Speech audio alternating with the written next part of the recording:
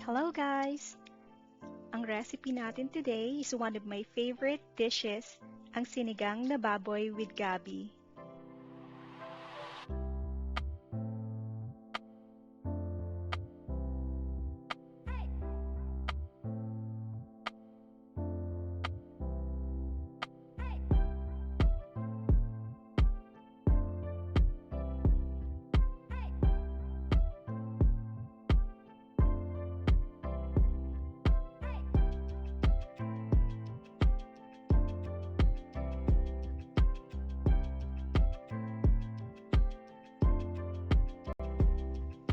Kailangan natin ng sumusunod na sangkap para sa recipe na ito.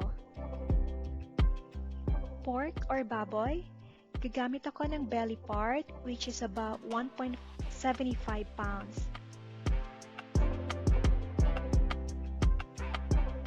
Apat na pirasong gabi.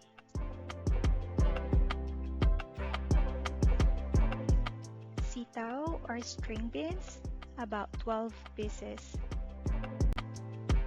Kailangan din ng 12 pirasong okra, 2 pirasong talong,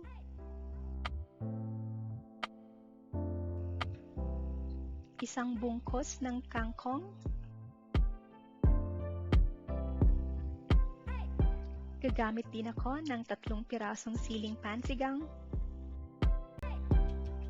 3 pirasong kamatis, 1 pirasong sibuyas, at sa pampaasim gagamit ako ng Sampalok original mix.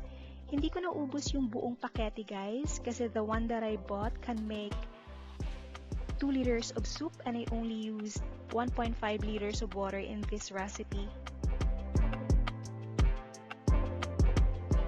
Kakailanganin din ng 3 kutsarang patis para pampalasa. Bilang panghuli, kailangan din natin ng 1.5 liters of water. Simulan na natin ang pagluluto. Una sa lahat, kailangan lang hugasang mabuti ang mga sangkap at hiwa-hiwain.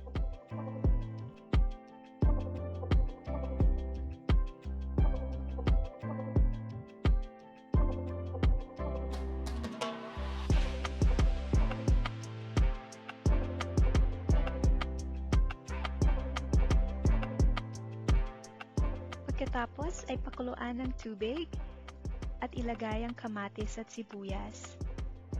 Takpan at hayaan itong kumulo sa loob ng 2 minuto. Pagkatapos ay ilagay na yung karne ng baboy at pakuluan ito for 25 minutes.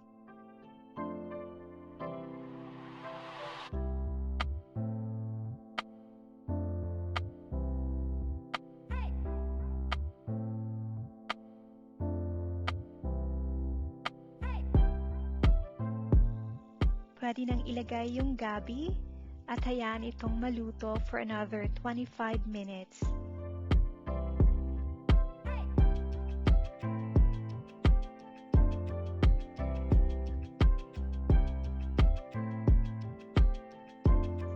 To slightly thicken the soup, dudurog tayo ng about 5 to 6 pieces ng gabi.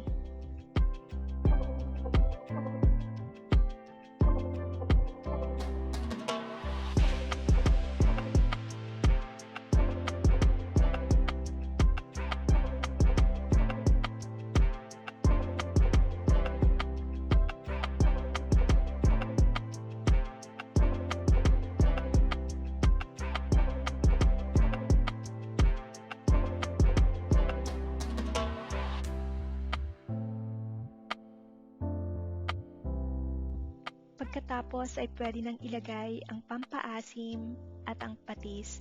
Takpan ito at hayaang kumulo for another 5 minutes.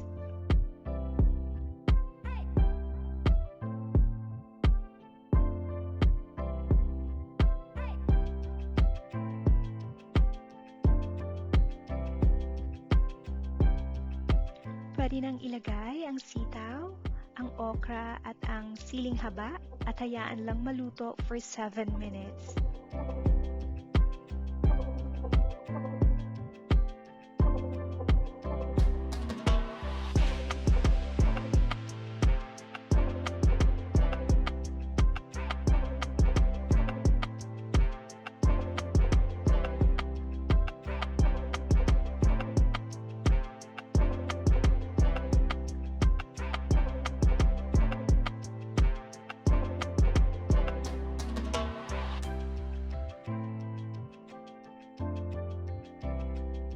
Pagkatapos ay ilagay na ang talong at hayaan lang maluto for another 2 minutes.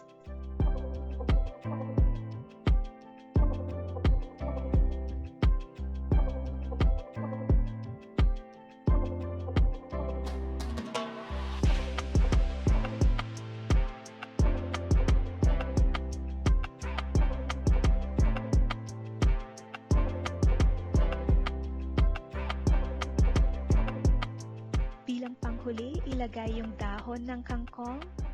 Pagkalagay ay pwede nang i-off yung kalan at mag-antay lamang ng 2 minuto before serving.